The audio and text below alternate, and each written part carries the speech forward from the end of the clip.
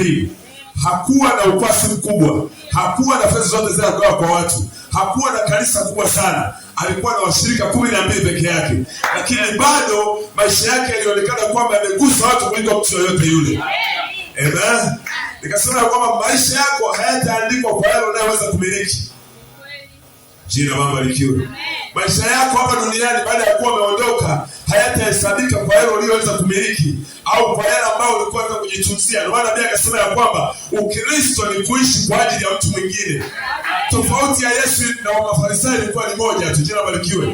Mafarisayo walikuwa wanajishia kwa ajili ya wao wenyewe, kujinufaisha wenyewe, kujijazia vile walivyo navyo. Kama ni majumba walijenga mengi, lakini Yesu alikuwa anaishi kwa ajili ya watu wengine.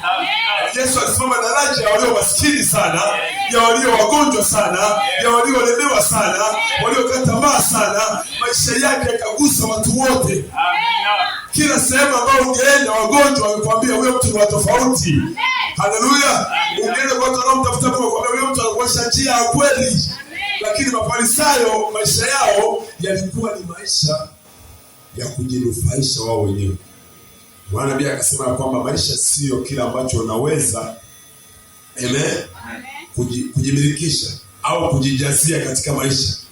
Una PhD 7, una magari 7, una nyumba 10. Siku ukija kuondoka hakuna legacy yoyote juu ya hayo majumba.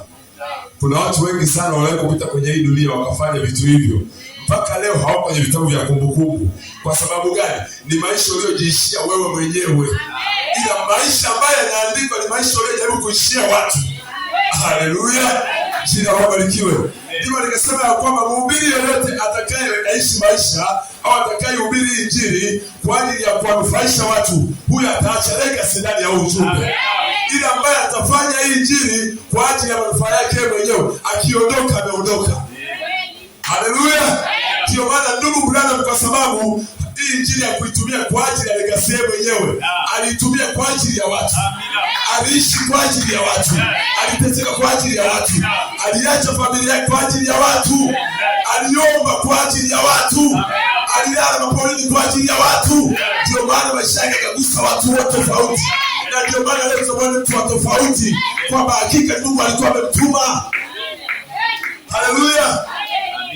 Leo uweze kufananisha legacy ya ndugu Branham mjina barikiwe na legacy ya Oral Robert.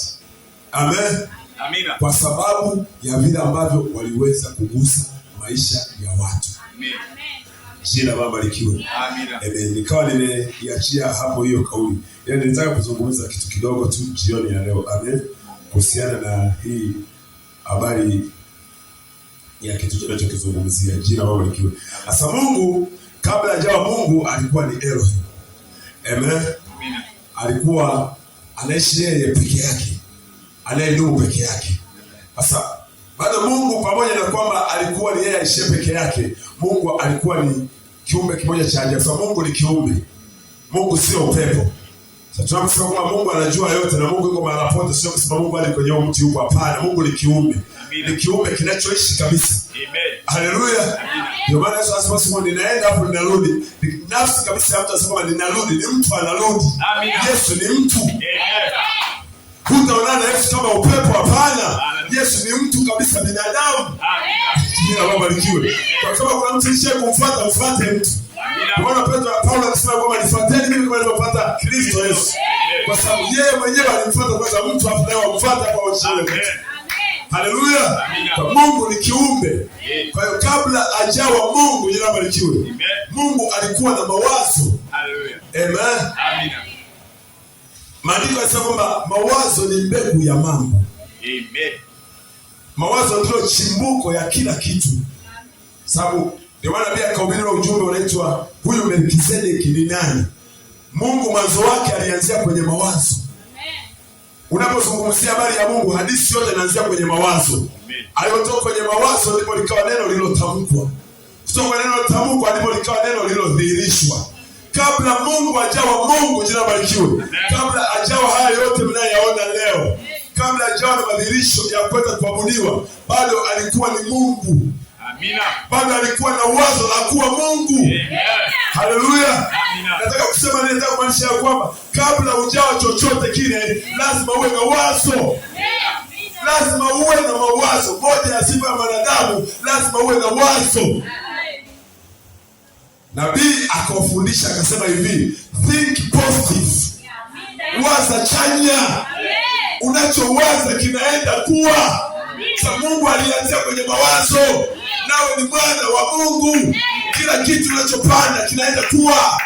Kinatoka kuwa wazo, kinakuwa neno, baadaye kinakuwa mwili. Amina. Haleluya. Mungu alitoka kutoka kwenye mawazo kuwa ile logos ambayo ndio ile neno lililotamkwa baadaye kuwa madhihirisho. Amina. Leo unaona haya ni mawazo ya Mungu. Unatembea juu ya mawazo ya Mungu. Kwa siku moja utatembea juu ya mawazo yako. Inategemeana unawaza nini. Kama unawaza juu ya kifo, siku moja utatembea juu ya mauti. Kwa sababu ndio nawaza. Mbegu ni chanzo cha mambo. Ndicho kiini cha kila kitu. Pia akamwambia think positive. Amen. Jina la Baba likiwe. Mungu